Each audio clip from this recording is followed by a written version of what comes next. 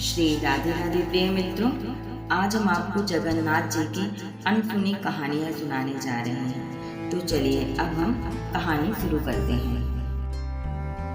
एक बार भगवान श्री कृष्ण सो रहे थे और निद्रा अवस्था में उनके मुख से राधा जी का नाम निकला। पटरानियों को लगा कि वह प्रभु की इतनी सेवा करते हैं, परंतु प्रभु सबसे ज्यादा राधा जी का ही स्मरण रहता है। रुक्मणी जी एवं अन्य रानियों ने रोहिणी जी से राधा रानी व श्री कृष्ण के प्रेम व ब्रज लीलाओं का वर्णन करने की प्रार्थना की। माता ने कथा सुनाने की हामी तो भर दी, लेकिन यह भी कहा कि श्री कृष्ण व बलराम को इसकी भनक न मिले। तय हुआ कि सभी रानियों को रोहिणी जी एक गुप्त स्थान पर कथा सुनाएंगी, वह कोई और न आए। इसके लिए सुभद्रा जी को पहरा देने के लिए मना लिया गया। सुभद्रा जी का आदेश हुआ कि स्वयं श्री कृष्ण या बलराम भी आए तो उन्हें भी अंदर न आने देना। माता ने कथा सुनानी प्रारंभ की। सुभद्रा दौर पर तैनात थी। थोड़ी देर में श्री कृष्ण एवं बलराम वहां आ पहुँचे। सुभद्रा ने अंदर जाने से रोक लिया। इससे भगवान श्री कृष्ण को कुछ संदेह हुआ। वह बाहर से ही अपनी सूक्ष्म शक्ति द्वारा अंदर की माताओं द्वारा वर्णित ब्रज लीलाओं को आनंद लेकर सुनने लगे।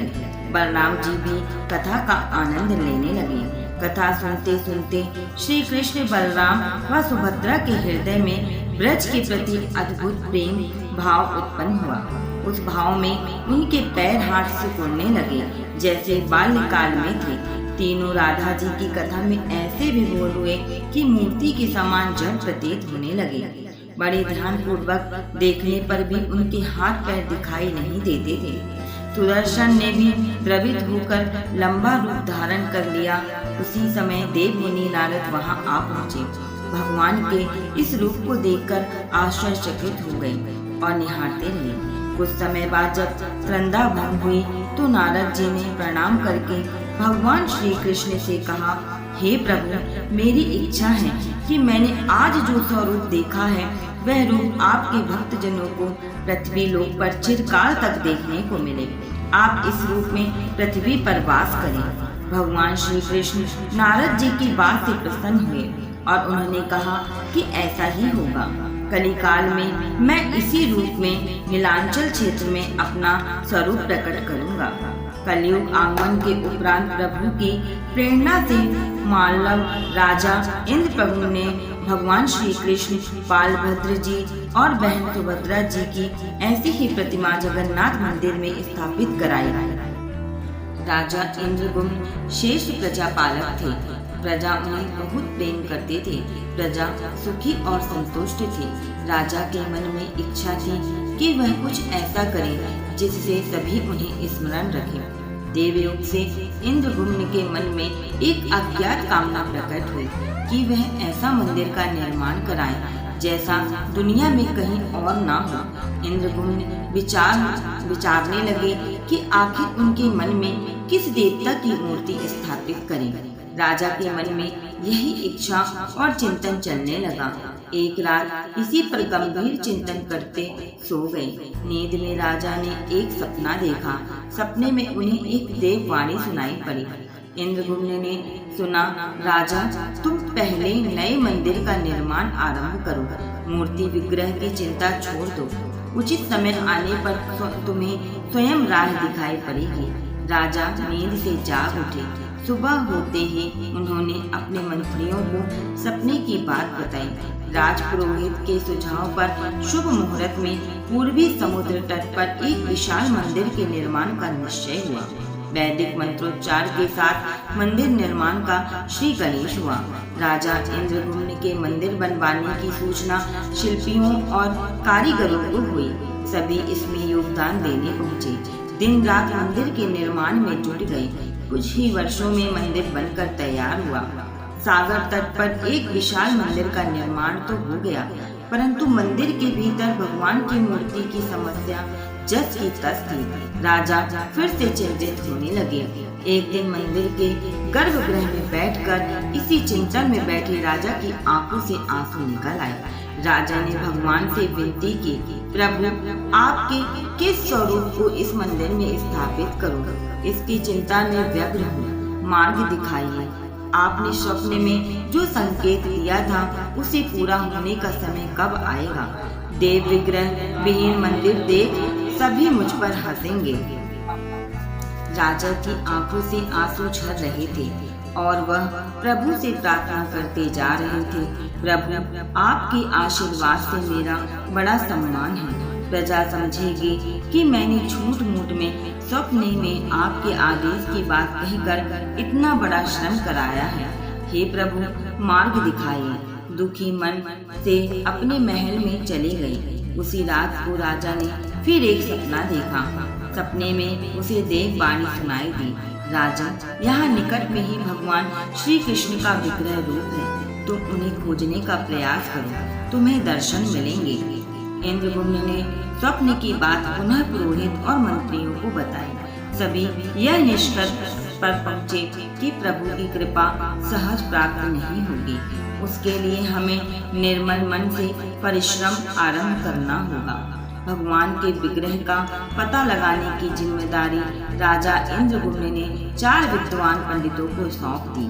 प्रभु इच्छा से प्रेरित होकर चारों विद्वान 4 दिशाओं में निकले। उन चारों में एक विद्वान थे विज्ञापति। वह चारों में सबसे कम उम्र के थे। प्रभु के विग्रह की खोज के दौरान उनके साथ बहुत सी अलौकिक घटनाएं हुई। प्रभु का विग्रह कैसे मिला? पंडित विज्ञापति पूर्व दिशा की ओर चले। कुछ आगे चलने के बाद विज्ञापति उत्तर की ओर मुड़े तो उन्हें एक जंगल दिखाई दिया। वह भयावह था। विज्ञापति श्री कृष्ण के उपासक थे। उन्होंने श्री कृष्ण का स्मरण किया और राह दिखाने की प्रार्थना की। भगवान श्री कृष्ण की प्रेरणा से उन्हें राह दिखने लगी। प्रभु का नाम लेते वह वन में चले जा रहे थे। जंगल के मध्य उन्हें एक पर्वत दिखाई दिया। पर्वत के वृक्षों में संगीत की ध्वनि सा सुरम्य गीत सुनाई पड़ रहा था। विज्ञापति संगीत के जानकार थे। उन्हें वहाँ मृदंग, बंसी और करताल की मिश्रित ध्वनि सुनाई दे रही थी। यह संगीत उन्हें दिव्य लगा। संगीत की लहरियों को खोजते विज्ञापति आगे बढ़ चले। वह जल्द ही पहाड़ी की चोटी पर पहुंच गए। पहाड़ की दूसरी ओर उन्हें एक सुंदर घाटी दिखी जहां भीड़ नृत्य कर रहे थे। विज्ञापति उस दृश्य को देखकर मंत्रमुग्ध थे। सफर के कारण थके थे पर संगीत से थकान मिट गई और उन्हें नींद आने लगी। अचानक एक बाघ की गर्जना सुनकर विज्ञापति घबरा उठे। बाघ उनकी ओर दौड़ता आ रहा था। बाघ को देखकर विज्ञापति घबरा गए और बेहोश होकर वहीं गिर पड़े। बाघ विज्ञापति पर आक्रमण करने ही वाला था कि तभी एक स्त्री ने बाघ को पुकारा। उस आवाज को सुनकर बाघ मौन खड़ा हो गया। स्त्री ने उसे लौटने का आदेश दिया तो बाघ लौट गया। बाघ उस स्त्री के पैरों के पास ऐसे लौटने लगा जैसे कोई बिल्ली पुचकार कर सुनकर खेलने लगती है। युवती बाघ की पीठ को प्यार से थपथपाने लगी और बाघ स्नेह से लौटता रहा। वह स्त्री वहाँ मौजूद स्त्रियों में सर्वाधिक सुंदर थी। वह भीलों के राजा विश्वावसु की इकलौती पुत्री ललिता थी। ललिता ने अपनी सेविकाओं को अचेत विज्ञापति की देखभाल के लिए भेजा। सेविकाओं ने झरने से जल लेकर विज्ञापति पर छिड़का। कुछ देर बाद विज्ञापति की चेतना लौटी। उन्हें जल पिलाया गया। विज्ञापति यह सब कुछ देखकर आश्चर्य में थे। ललिता विज्ञापति के पास आई और पूछा, आप कौन हैं और भयानक जानवरों से इस भरे वन में आप कैसे पहुँचे? आपके आने का प्रयोजन बताइए ताकि मैं आपकी सहायता कर सकूं। विज्ञापति के मन से बाघ का भय पूरी तरह गया नहीं था। ललिता ने यह बात भाप ली और उन्हें सांत्वना देते हुए कहा, विप्र, आप मेरे साथ चलें। जब आप स्वस्थ हो जाएं, अपने लक्ष्य की ओर प्रस्थान करें। विज्ञापति ललिता के पीछे पीछे उनकी बस्ती की तरफ चल दिए। विज्ञापति भीलों के पाजा विश्वावसु से मिले और उन्हें अपना परिचय दिया। विश्वावसु विज्ञापति जैसे विद्वान से मिलकर बड़े प्रसन्न हुए। विश्वावसु के अनुरोध पर विज्ञापति कुछ दिन वहाँ अतिथि बनकर रुके। वहाँ भीलों को धर्म और ज्ञान का उपदेश देने लगे। उनके उपदेशों को विश्वावसु तथा ललिता बड़ी रुचि के साथ सुनते थे। ललिता के मन में विद्यापति के लिए अनुरोध पैदा हो गया।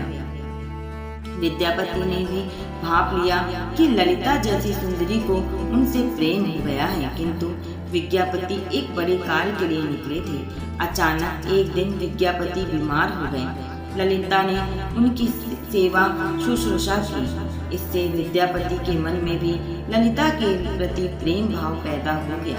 विश्वावसु ने प्रस्ताव रखा कि विद्यापति ललिता से विवाह कर लें। विद्यापति ने इसे स्वीकार कर लिया। कुछ दिन दोनों के सुखमय बीते।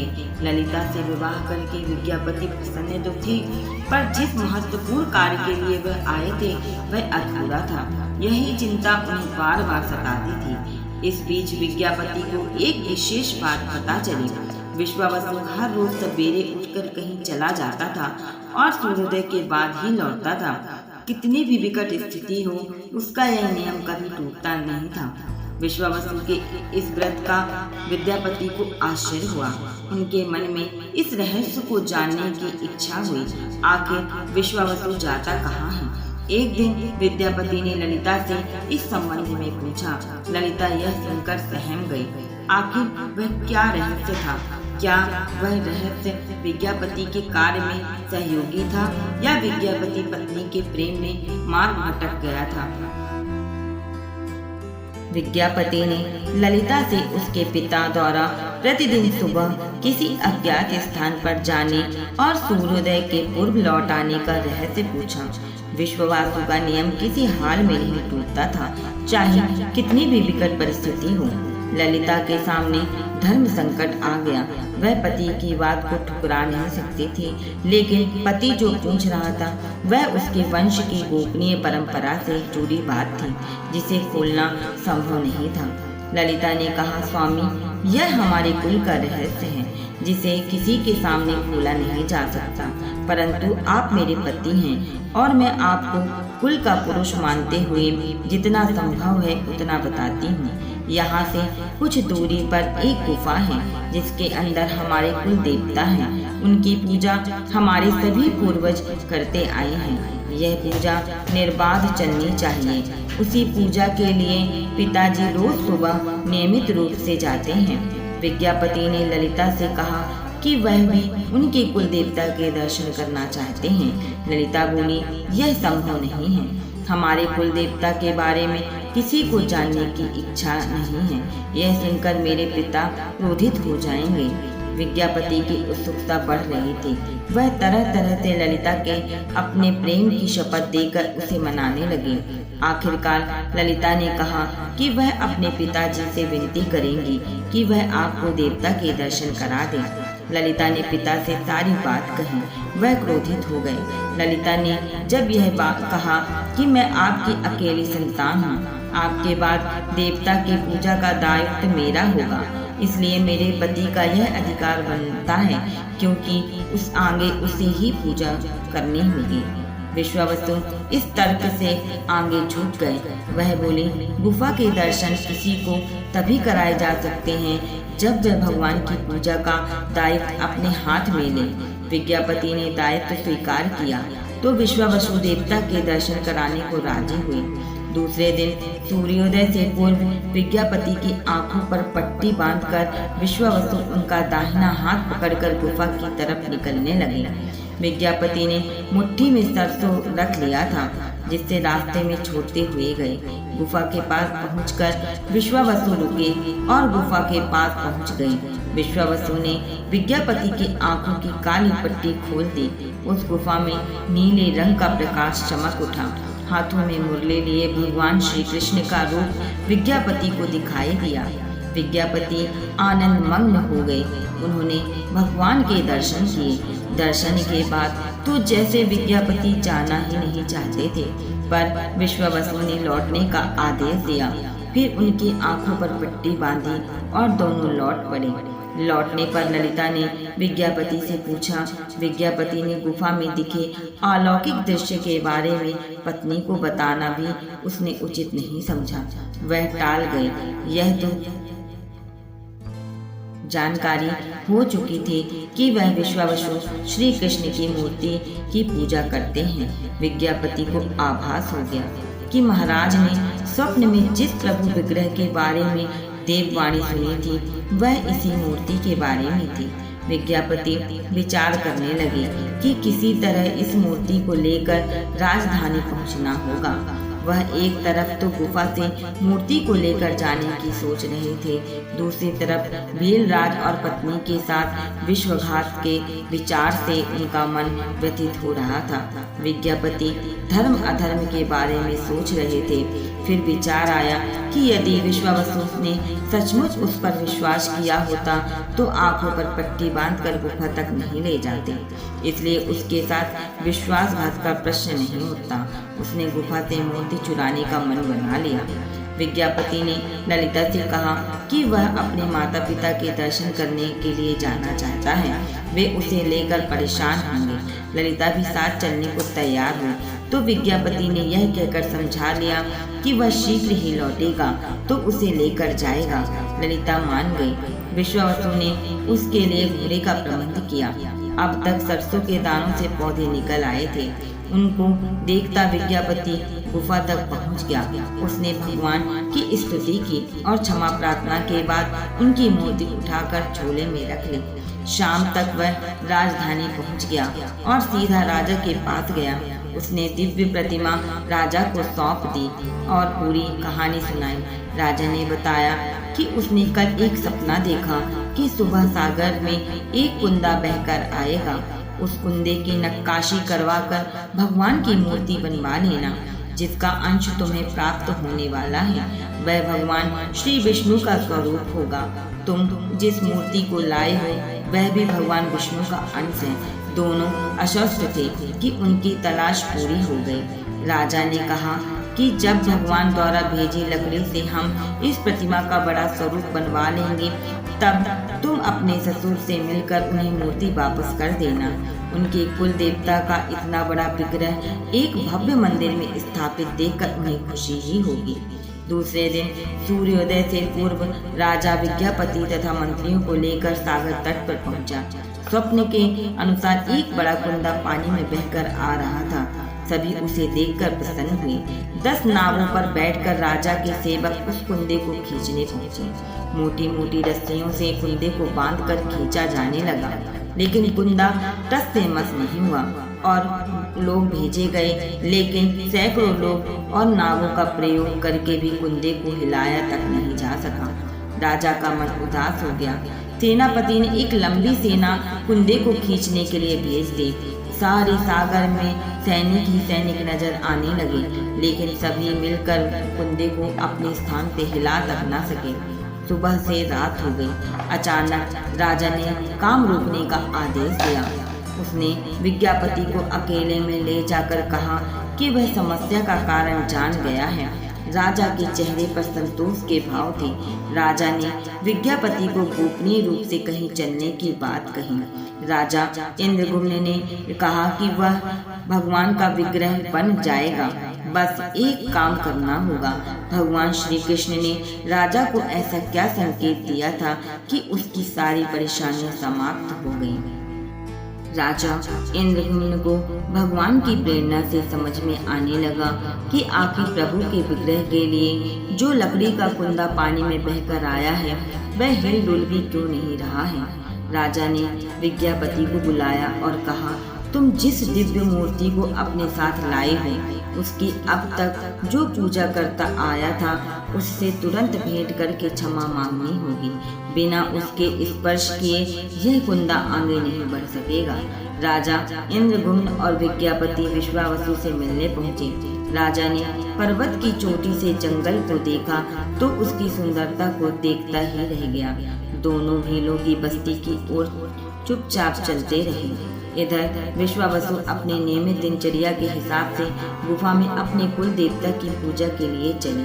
वहाँ प्रभु की मूर्ति गायब देखी तो वह समझ गए कि उनके दामाद ने ही यह छल किया है। विश्वावसु लौटे और ललिता को सारी बात सुना दी। विश्वावसु पीड़ा से भरा घर के आंगन में पछाड़ खाकर गिर गए। ललिता अपने पति द्वारा किए गए विश्वासघात से दुखी थी और स्वयं को इसका कारण मान रही थी। पिता पुत्री दिन भर विलाप करते रहे। उन दोनों ने अन्न का एक दाना भी नहीं छुआ। अगली सुबह विश्वावसु उठे और सदा की तरह अपनी दिनचर्या का पालन करते हुए गुफा की तरफ बढ़ निकले। वह जानते थे कि प्रभु का विग्रह वहाँ नहीं है, फिर भी उनके पैर गुफा की ओर खींचे चले जाते थे। विश्वावसु ने पीछे ललिता और रिश्तेदार भी चले। विश्वावसु गुफा के भीतर पहुँचे जहाँ भगवान की मूर्ति होती थी। उस चट्टान के पास खड़े होकर हाथ जोड़कर खड़े रहे, फिर उस ऊंची चट्टान पर गिर गए और विलक विलक कर रोने लगे। उनके पीछे प्रजा भी रो रही थी। एक भील युवक भागता हुआ गुफा के पास आया और बताया कि उसने राजा और उनके साथ विज्ञापति को बस्ती की ओर आते देखा है। यह सुनकर वह सब चौंक उठे। विश्वावसु राजा के स्वागत में गुफा से बाहर आए, लेकिन उनकी आंखों में आंसू थे। राजा इंद्रगुम्न विश्वावसु के पास आए और उन्हें अपने हृदय से लगा लिया। राजा बोले, भीलराज, तुम्हारे कुल देवता की प्रतिमा को चोर तुम्हारा दामाद नहीं है। उसने तो अपने महाराज के आदेश का पालन किया। यह सुनकर सब चौंक उठे। विश्वावसु ने राजा को आसन दिया। राजा ने उस विश्वावसु को शुरू से अंत तक पूरी बात बताकर कहा कि आखिर क्यों यह सब करना पड़ा। फिर राजा ने उनसे अपने स्वप्न और फिर जगन्नाथपुरी में सागर तट पर मंदिर निर्माण की बात कह सुनाई। राजा ने विश्वावसु से प्रार्थना की, भील सरदार विश्वावसु, कई पीढ़ियों से आपके वंश के लोग भगवान की मूर्ति को पूजते आए हैं। भगवान के उस विग्रह के दर्शन सभी को मिले, इसके लिए आपकी सहायता चाहिए। ईश्वर द्वारा भेजे गए लकड़ी के कुंदे से बनी मूर्ति के भीतर हम इस दिव्य मूर्ति को सुरक्षित रखना चाहते हैं। अपने कुल की प्रतिमा को पुरी के मंदिर में स्थापित करने की अनुमति दें। उस कुंदे को तुम स्पर्श करोगे तभी वह हिलेगा। विश्वावसु राजी हो गए। राजा सब परिवार विश्वावसु को लेकर सागर तट पर पहुँचे। विश्वावसु ने कुंदे को छुआ। छूते ही कुंदा अपने आप तैरता हुआ किनारे पर आने लगा। राजा के सेवकों ने उस कुंदे को राजमहल में पहुँचा दिया। अगले दिन मूर्तिकारों और शिल्पियों को राजा ने बुलाकर मंत्रणा की। आखिर इस कुंदे से कौन सी देव मूर्ति बनाना शुभदायक होगा। मूर्तिकारों ने कह दिया कि वे पत्थर की मूर्तियां बनाना तो जानते हैं, लेकिन लकड़ी की मूर्ति बनाने का उन्हें ज्ञान नहीं है। एक नए विघ्न के पैदा होने से राजा फिर चिंतित हो गए। उसी समय वहाँ एक बूढ़ा आया। उसने राजा से कहा, इस मंदिर में आप भगवान श्री कृष्ण को भाई बालभद्र तथा बहन सुभद्रा के साथ विराजमान करें। इस देवयोग का सही संकेत है। राजा को उस बूढ़े व्यक्ति की बात से सांत्वना तो मिली, लेकिन समस्या यह थी कि आखिर मूर्ति बनी कैसे। उस बूढ़े आदमी ने कहा कि मैं इस कला में कुशल हूँ। मैं इस पवित्र कार्य को पूरा करूँगा और मूर्तियाँ बनाऊंगा, पर मेरी एक शर्त है। राजा प्रसन्न हो गए और उनकी शर्त पूछी। बूढ़े शिल्पी ने कहा, मैं भगवान की मूर्ति का निर्माण का काम एकांत में करूँगा। मैं यह काम बंद कमरे में करूँगा। कार्य पूरा करने के बाद मैं स्वयं दरवाजा खोलकर बाहर आऊँगा। इस बीच कोई मुझे नहीं बुलाए। राजा सहमत तो थे, लेकिन उन्हें एक चिंता हुई। वह बोले, यदि कोई आपके पास नहीं आएगा तो ऐसी हालत में आपके खाने पीने की व्यवस्था कैसे होगी। शिल्पी ने कहा, जब तक मेरा काम पूर्ण नहीं होता मैं कुछ खाता पीता नहीं हूँ। राजा मंदिर में एक विशाल कक्ष में उस बूढ़े शिल्पी ने स्वयं को 21 दिनों के लिए बंद कर लिया और काम शुरू कर दिया। भीतर से आवाजें आती थी। महारानी गुनीचा देवी दरवाजे से कान लगाकर अक्सर छेनी हथौड़ों की चलने की आवाजें सुन करती थी। महारानी रोज की तरह कमरे के दरवाजे से कान लगाए खड़ी थी। 15 दिन बीते थे कि उन्हें कमरे से आवाज सुनाई पड़नी बंद हो गई। जब मूर्ति प्रकार के काम करने की कोई आवाज न मिली तो रानी चिंतित हो गई। उन्हें लगा कि वृद्ध आदमी है, खाता पीता भी नहीं, कहीं उसे कुछ अनिष्ट तो नहीं हो गया। व्याकुल होकर रानी ने दरवाजे को धक्का देकर खोला और भीतर झांक कर देखा। महारानी गुनीचा देवी ने इस तरह मूर्तिकार को दिया हुआ वचन भंग कर दिया था। मूर्तिकार अभी मूर्तियां बना रहा था, परंतु रानी को देखते ही वह अदृश्य हो गया। मूर्ति निर्माण का कार्य अभी तक पूरा नहीं हुआ था, हाथ पैर का निर्माण पूर्ण नहीं हुआ था। वृद्ध शिल्पकार के रूप में स्वयं देवताओं के शिल्पी भगवान विश्वकर्मा आए थे। उनके अदृश्य होते ही मूर्तियां अधूरी ही रह गईं। इसी कारण आज भी यह मूर्तियां वैसी ही हैं। उन प्रतिमाओं को ही मंदिर में स्थापित कराया गया। कहते हैं विश्वावसु संभवतः उस जरा बहेलिया के वंशज था जिसने अनजाने में भगवान कृष्ण की हत्या कर दी थी। विश्वावसु शायद कृष्ण के पवित्र अवशेषों की पूजा करता था। ये अवशेष मूर्तियों में छिपा कर रखे गए थे। विज्ञापति और ललिता के वंशज जिन्हें दैत्यपति कहते हैं, उनका परिवार ही यहाँ अब तक पूजा करता है। जय जगन्नाथ स्वामी जी की जय। जय जगन्नाथ स्वामी जी की।